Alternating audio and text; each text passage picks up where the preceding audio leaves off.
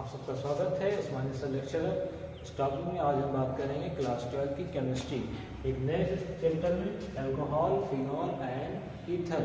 तो बात करते हैं कि अल्कोहल, फिनॉल, ईथर क्या चीज़ है, कैसे इसका निर्माण होता है, कैसे इसकी रिएक्शंस होती हैं। ओके, देखिए इधर अल्कोहल। तो अल्कोहल को हम सामान्य भाषा में बोलते हैं दारू, जो लोग मार्केट में पीते हैं, अलग अलग वैरायटी के, अलग अलग ब्रांड के। तो वो अल्कोहल कई प्रकार के होते हैं, उन अल्कोहल को देखते हैं। तो अल्कोहल को प्रेजेंट करते हैं OH समूह से। तो OH जो यहाँ से लिखा है इसको बोलते हैं क्रियात्मक समूह अल्कोहल का। तो यहाँ पे OH को ही हम बोलेंगे क्रियात्मक समूह अल्कोहल में। इसको अगर यहाँ से R के साथ लगा होता है ROH, तो यहाँ से इसका नेमिंग पड़ जाता है अल्कोहल का।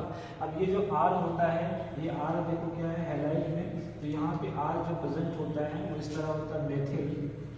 आप चाहे मेथिल को लगा दें या तो एथिल लगा दें CH3 CH2। तो या तो मेथिल है या एथिल है या प्रोपिल है CH3 CH2 CH2। तो यहाँ से methyl, ethyl, propyl, butyl, pentyl जो भी लगाएं उनमें अगर OH जोड़ देंगे तो अलग अलग प्रकार का अल्कोहल प्राप्त होगा। देखिए किस तरह प्राप्त होगा। यहाँ पे R की जगह अगर CH3OH जोड़ दें तो ये प्राप्त होगा मेथ। एक कार्बन है मेथ होगा। बैलेंस है 3 कार्बन हमेशा 4 बॉन्ड बनाता है। 3 बॉन्ड से हाइड्रोजन लगे हैं, 1 बॉन्ड से OH ग्रुप लगा है, इसलिए हो गया मेथेनॉल। इसका नाम पड़ जाएगा मेथेनॉल। तो एक अल्कोहल हो गया आपका मेथेनॉल।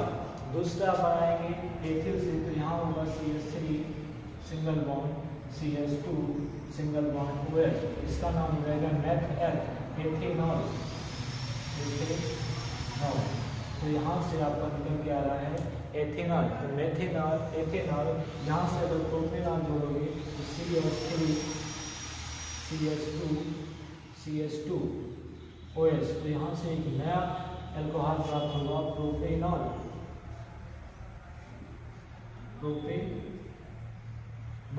तो मेथेनॉल आपका ethanol, propanol, butanol, pentanol, hexanol, अलग अलग प्रकार के आपके अल्कोहल प्राप्त होते हैं। तो इन्हें कहते हैं अल्कोहल। अब बात करते हैं थोड़ी सी बेसिक कि फिनॉल क्या है। तो फिनॉल को OH ग्रुप में बेंजीन संरचना में अगर OH लगा देते हैं तो उसका एक नया नाम दिया गया फिनॉल। तो यहाँ से बात करेंगे अगर फिनॉल की कि फिनॉल क्या है, तो एक बेंजीन संरचना होती है इस टाइप की।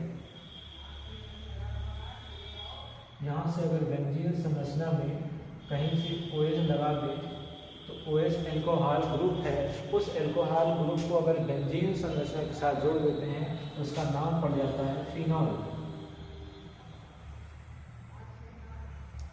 तो फिनॉल जो होता है कि बेंजीन संरचना में OH लग जाता है तो उससे फिनॉल बोलते हैं।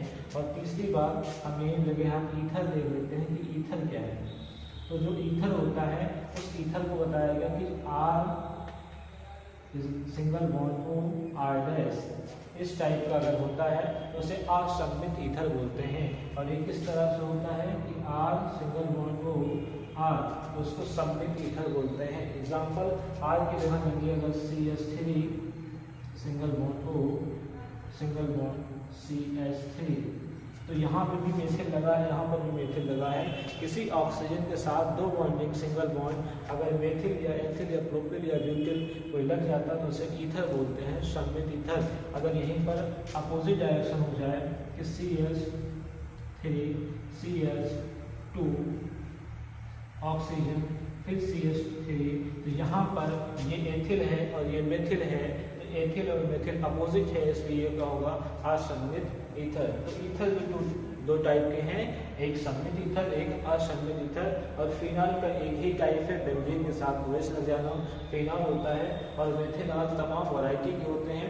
तो हम अल्कोहल को पहले अध्ययन करते हैं कि अल्कोहल क्या चीज़ होता है। तो अल्कोहल, यहाँ अल्कोहल का क्रियात्मक समूह है। अल्कोहल अगर हैलाइड के साथ L के साथ लगा है तो उसका नेमिंग हो जाता है R मतलब methyl, ethyl, propyl, butyl, pentyl, hexane. ठीक है, तो यहाँ से आ जाएगा मेथेनॉल, एथेनॉल, प्रोपेनॉल, ब्यूटेनॉल वगैरह वगैरह। तो ये आपका बेसिक है कि कैसे। अब हम पढ़ते हैं आगे।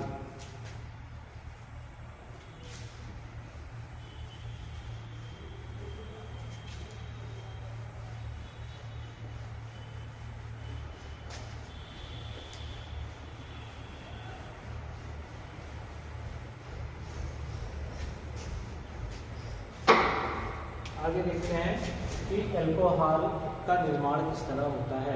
तो अल्कोहल का जो निर्माण होता है उसको देखने से पहले कुछ अल्कोहल को हम वर्गीकरण करते हैं। तो अल्कोहल का वर्गीकरण पहले चीज़ देखेंगे। Alcohol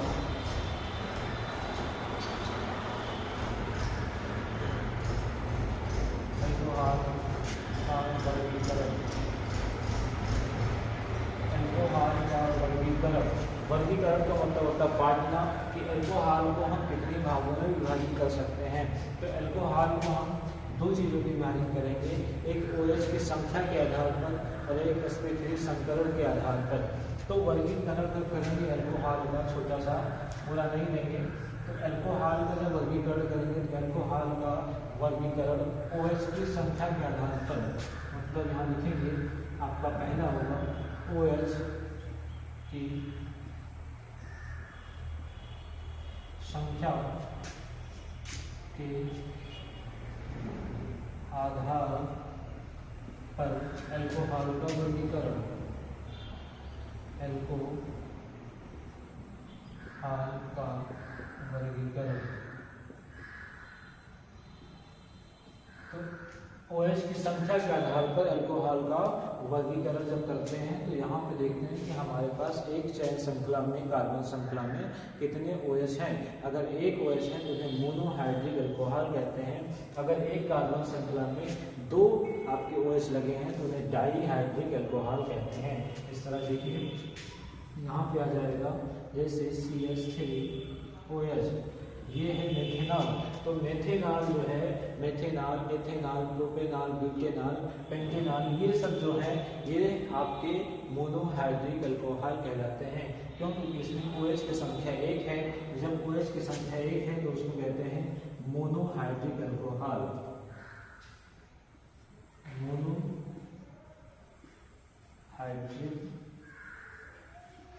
monohydric alcohol.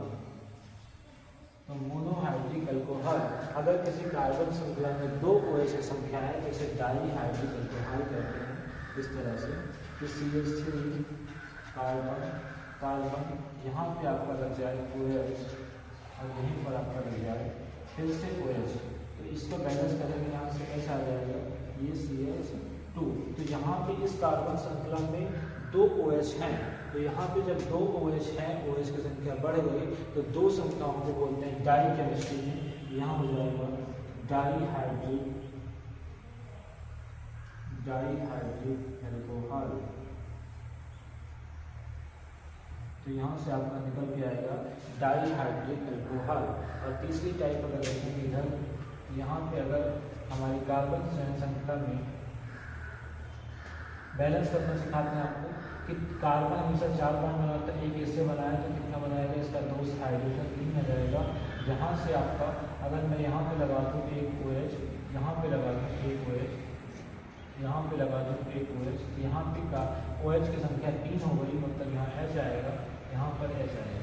तो यहाँ पर OH की संख्या 3 है इस कार्बन श्रृंखला में, इसलिए इसको बोलेंगे ट्राई। तो ट्राईहाइड्रिक अल्कोहल यहाँ से निकल के आएगा आपका ट्राईहाइड्रिक अल्कोहल, क्योंकि यहाँ पर OH की संख्या 3 है इसलिए इसको बोलेंगे ट्राईहाइड्रिक अल्कोहल। यहाँ से अगर OH की संख्या बहुत सारे लगी हों, कार्बन है, कार्बन है, कार्बन है, यहाँ पर हर जगह ही OH लग जाए, एक कार्बन श्रृंखला में कई OH हों तो उन सभी को बोला जाता है पॉलीहाइड्रिक अल्कोहल। यहाँ पे हर जगह आपका OH है, इसलिए यहाँ पे क्या होगा कि ढेर सारे OH आ जाए तो उनकी गिनती ना करके उन्हें एक नया नाम दिया गया पॉलीहाइड्रिक अल्कोहल। तो यहाँ से आ जाएगा आपका पॉलीहाइड्रिक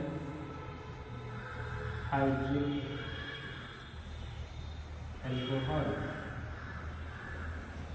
तो पॉलीहाइड्रिक अल्कोहल। तो इस तरह से आपके निकल के आ जाएंगे अल्कोहल का वर्गीकरण, OH की संख्या के आधार पर अल्कोहल का वर्गीकरण।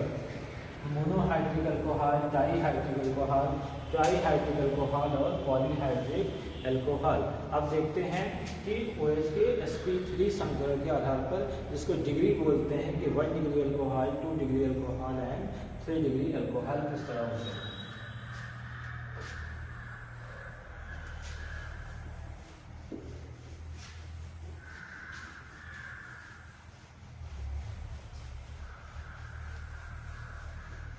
तो यहाँ से 3 टाइप के और निकल के आएंगे डिग्री के आधार पर कि 1 डिग्री, 2 डिग्री और 3 डिग्री किस तरह से एल्कोहल होते हैं। तो यहाँ पे हमने पहले से हेलोएल्केन देख चुके हैं कि यहाँ पे आपका आएगा अगर मेथिल एक लगा है किसी कार्बन से और सभी हाइड्रोजन के साथ जुड़े हैं, उनमें से एक आ जाए OH और सभी क्या हैं हाइड्रोजन है, तो जो कार्बन के साथ अगर एक ही मेथिल लगा है और मेथिल के साथ साथ एक OH लगा है उसे बोला जाता है 1 डिग्री एल्कोहल। 1 degree alcohol. अगर मेथिल की संख्या 2 आ जाए कि CH3 कार्बन CH3H यहाँ पे जो लगा है OH से, तो यहाँ पे मेथिल 2 लगे हैं इसलिए इसको बोला गया 2 डिग्री एल्कोहल। अगर ये मेथिल की संख्या किसी श्रृंखला में 3 आ जाए कि CH3OH, तो यहाँ पर मेथिल की संख्या 3 है इसलिए इसको बोला गया 3 डिग्री एल्कोहल। 3 degree alcohol. तो इस तरह से 3 टाइप के एल्कोहल होते हैं, 1 degree alcohol, 2 degree alcohol and 3 degree alcohol. अब हम एक छोटी सी रिएक्शन देखते हैं कि एल्कोहल का निर्माण किस तरह होता है, एल्कोहल का विदुषक।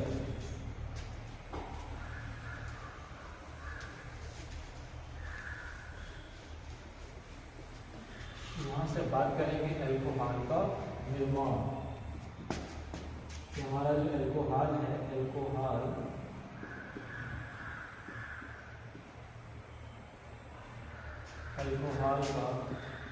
निर्माण। एल्कोहल का निर्माण, तो एल्कोहल का जो निर्माण होता है वो होता है एल्कीन को जल योजन के द्वारा। एल्कीन में जल मिला देते हैं तो एल्कोहल प्राप्त होता है। तो एल्कीन का मतलब कार्बन की श्रृंखला में कहीं डबल बॉन्ड, क्योंकि एल्कीन यानी कीन आ रहा है, कीन का मतलब डबल बॉन्ड। तो यहाँ से एल्कीन जब बनाते हैं तो क्या होगा आपका CH3 single bond CH, double bond CH2। तो यहाँ से 2 बॉन्ड, जो इधर कार्बन बैलेंस हो गया, इधर से 2 एल्कीन 4, तो इसको नाम बोलेंगे एल्कीन। तो इस एल्कीन की अभिक्रिया यदि किसी जल के साथ करा देते हैं, H2O के साथ किसी अम्ल की उपस्थिति में अगर कराते हैं, H+ की उपस्थिति में, H+ को बोलते हैं अम्ल, तो यदि अम्ल की उपस्थिति में एल्कीन की अभिक्रिया किसी जल के साथ कराते हैं तो हमें एल्कोहल प्राप्त होता है। देखें किस तरह एल्कोहल प्राप्त होगा।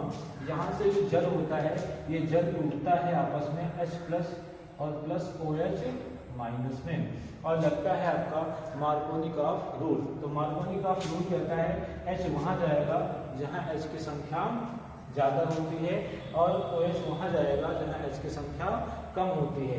तो अगर हम H को वहाँ भेज दें जहाँ H की संख्या ज़्यादा है तो H यहाँ आएगा और OH आपका यहाँ पे आएगा, तो बन जाएगा आपका एक नई अभिक्रिया। इसको नीचे लिख देते हैं हम क्या कि CH3C, इस H के साथ क्या जुड़ रहा है OH, तो यहाँ से आपके OH लग गया और यहाँ पर जो तभी लगेगा जब यहाँ से एक बॉन्ड ब्रेक होगा। तो जब एक बॉन्ड खत्म हो गया तो एक बॉन्ड बचा CH2 था और यहाँ से लग गया क्या H, यानी जो जल है वो जल इस तरह से लगा। अगर यहाँ पे मार्कोनिकॉफ रूल लगता है तो ठीक है, अगर मार्कोनिकॉफ रूल लगता है तो इसको शुद्ध करके लिखोगे आप अच्छे से, तो क्या होगा CH3 इसके साथ CHOH और इसको जोड़ सकते हो CH3, तो ये बन जाएगा आपका METH प्रो, तो प्रोपेन टू ऑल, तो यहाँ से बन जाएगा आपका प्रोपेन टू ऑल। तो ये भी एक एल्कोहल है जो प्रोपेन टू ऑल है। और यहाँ से अगर एंटी मार्कोनिकॉफ को लगाओगे तो दूसरा एल्कोहल प्राप्त होगा। देखें किस तरह से,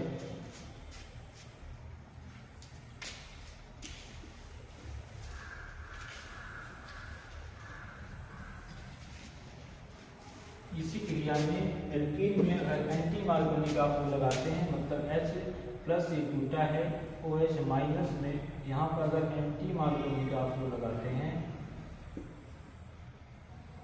तो एंटी मार्कोनी का रूल वो कहता है कि H वहाँ जाएगी जहाँ H की संख्या कम है, तो H यहाँ जाएगा जहाँ H की संख्या कम है और बचा हुआ माल वहाँ जाएगा जहाँ जगह खाली होगी। तो यहाँ पर आपका जैसे ही आएगा CH3 सिंगल बॉन्ड CH, इसके पास कौन आ रहा है, H आ रहा है, तो H जुड़ जाएगा।